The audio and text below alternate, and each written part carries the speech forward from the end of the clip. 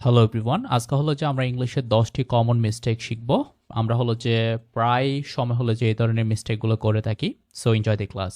প্রথমে আমি যে মিস্টেকটা দিয়েছি, আমরা যে ভুলটা করে থাকি সেটা হলো যে he don't like tea. He don't like tea, এটা হলো যে রং সেন্টেন্স। আমরা হলো যে কারেক্ট সেন্টেন্স হলো যে এভাবে লিখব যে he doesn't like tea, he doesn't like tea. তাহলে সাবজেক্ট যদি থার্ড পারসন সিঙ্গুলার নাম্বার হয়, অর্থাৎ হি, শি, ইট, এর সাথে হলো যে ডাজন্ট হবে, ডোন্ট হবে না। আমি আরও কিছু এক্সাম্পল দিয়েছি। She doesn't play football, he doesn't play football, অথবা শি ডাজন্ট প্লে ফুটবল। তারপর it doesn't work, it doesn't work. তাহলে হি, শি, ইট অর্থাৎ থার্ড পারসন সিঙ্গুলার নাম্বার, নামও হতে পারে, সাকিব হতে পারে, করিম হতে পারে, অথবা আরিয়া হতে পারে। যে কোনো কিছুর নাম থার্ড পারসন সিঙ্গুলার নাম্বার হলে কি হবে? ডাস হবে। তারপর 2 নাম্বার যেটা দিয়েছি সেটা হলো যে I am agree with you. তাহলে এটা একটা হলো যে রং সেন্টেন্স। আমরা হলো যে বলতে পারি I agree with you, I agree with you. তাহলে অ্যাগ্রিটা হলো যে একটা ভার্ব, সেক্ষেত্রে হলো যে আমাদের am, is, are, was, were কোনো কিছু ব্যবহার করতে হবে না। আমি আর কিছু এক্সাম্পল দিয়েছি এখানে। I agree, I agree. তাহলে আই অ্যাম অ্যাগ্রি হবে না, আই অ্যাগ্রি হবে। তারপর we agree with our teacher. তাহলে উই আর অ্যাগ্রি হবে না, we agree with our teacher.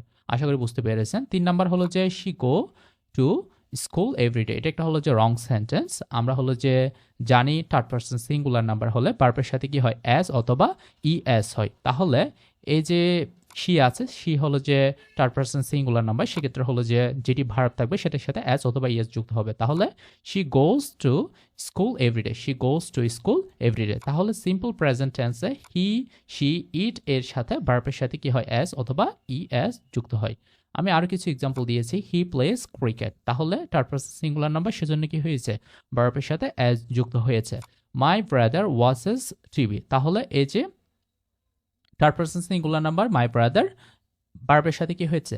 ES যুক্ত হয়েছে। আশা করি বুঝতে পেরেছেন। তারপর যেটি 4 নাম্বার সেন্টেন্স আছে সেটা হলো যে discuss about the problem, discuss about the problem. তাহলে ডিসকাসের পরে হলো যে অ্যাবাউট লাগে না, সাধারণত ডিসকাস দ্য প্রবলেম আমরা সরাসরি বলতে পারি ডিসকাস দ্য প্রবলেম।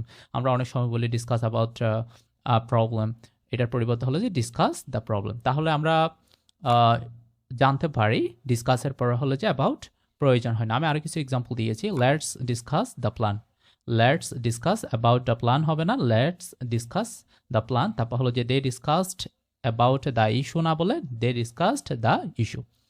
5 নাম্বার যেটা হলো যে সেন্টেন্স কমন মিস্টেক, আমরা হলো যে মিস্টেক করে থাকি সেটা হলো যে I have 24 years old, I have 24 years old এভাবে বলি।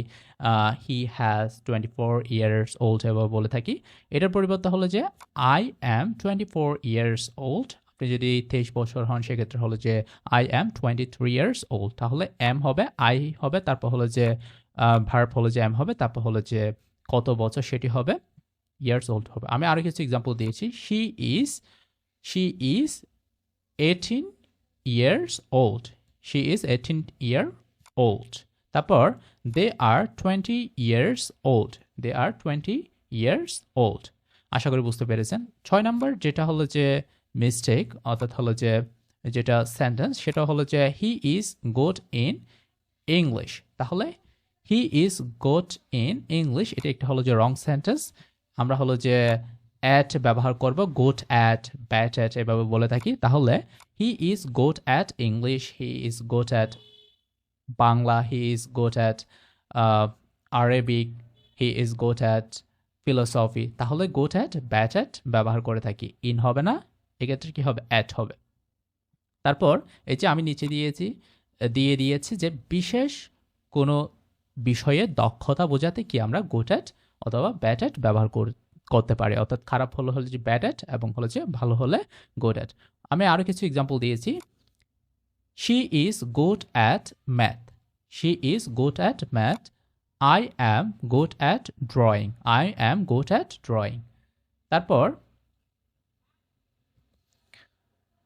তারপরে যেটি আছে সেটি হলো যে I am waiting your reply, am waiting your reply, এটা একটা হলো যে রং সেন্টেন্স। আমরা বলবো যে I am waiting for your reply, আমি হলো যে তোমার আনসারের জন্য কি করছি, অপেক্ষা করছি। এই যে ওয়েটের পরে কি হয়, সাধারণত ফর ব্যবহার করতে হয়। তাহলে I am waiting for your reply.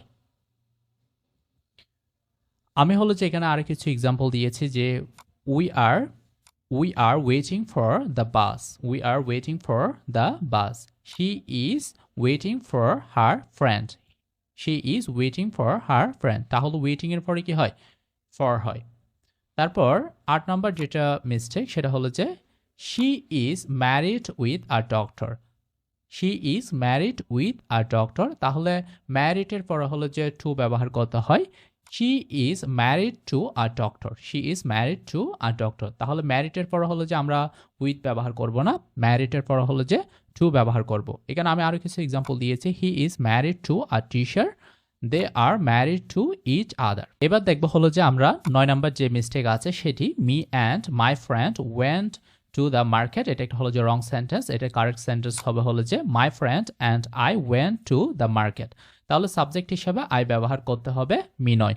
অর্থাৎ ভার্বের পূর্বে হলো যে সাবজেক্টিভ প্রনাউন হয় এবং ভার্বের পরে হলো যে অবজেক্টিভ প্রনাউন হয়। আমি আরো কিছু এক্সাম্পল দিয়েছি, my sister and I study together, my sister and I study হলো যে ভার্ব, এখানে হলো যে ভার্বের পূর্বে কি আমরা সাবজেক্টিভ প্রনাউন ব্যবহার করেছি। My father and I travelled two Dhaka, এই যে my father and I travel to Dhaka, এই যে ট্রাভেল হলো যে একটা ভার্ব, ভার্বের পূর্বে আমরা সাবজেক্টিভ প্রনাউন ব্যবহার করেছি। 9 নম্বর যেটা মিস্টেক আছে সেটি I didn't went there yesterday, এই যে ডিডেন্ট ওয়েন্ট দেয়ার ইয়েস্টারডে, এখানে ওয়েন্টটা হলো যে পাস্ট ফর্ম, ডিডেন্ট হলো যে পাস্ট ফর্ম, একসাথে দুইটা পাস্ট ফর্ম